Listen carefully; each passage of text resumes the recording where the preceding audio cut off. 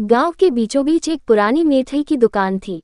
उस दुकान के मिठाइयों की खुशबू दूर दूर तक फैली रहती, लेकिन गांव वालों के बीच इस दुकान को लेकर कई किस्से थे। कहते हैं कि रात होते ही दुकान में कुछ अजीब घटनाएं होती थीं और कई लोगों ने वहां एक चुड़ैल को देखा था। कहानी कुछ ऐसी थी कि एक समय में इस दुकान का मालिक बहुत अमीर था।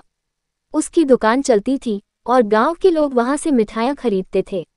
लेकिन उसकी बेटी शांति को एक दिन जंगली जानवर ने मार दिया। शांति को अपने पिता से बहुत लगाव था और उसकी अचानक मौत ने उसके पिता को तोड़कर रख दिया। दुख से ग्रस्त होकर उसने दुकान बंद कर दी और कुछ महीनों बाद खुद भी मर गया। गांव वालों का मानना था कि शांति की आत्मा अब दुकान में बस गई है। उसके मरने के बाद से ही दुकान में अजीब अजीब घटनाएं होने लगी। जो भी रात के समय दुकान के पास से गुजरता, उसे किसी लड़की के रोने की आवाज़ सुनाई देती थी। कुछ लोग कहते थे कि उन्होंने एक सफ़ेद साड़ी पहने और खुले बालों वाली लड़की को दुकान के अंदर मिठाइयाँ सजाते हुए देखा है।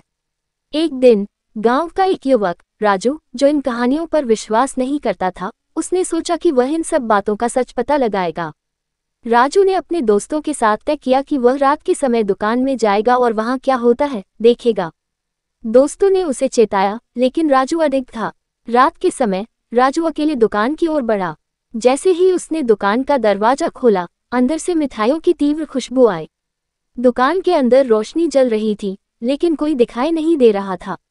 अचानक उसे एक हल्की सी आहट सुनाई दी।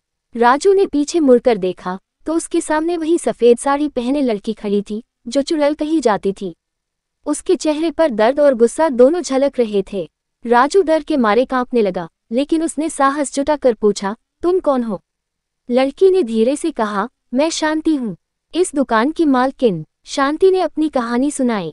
वह अपने पिता की दुकान में हमेशा मदद करती थी, लेकिन उसकी असमय मौत ने उसकी आत्मा को इस दुकान से बांध दिया।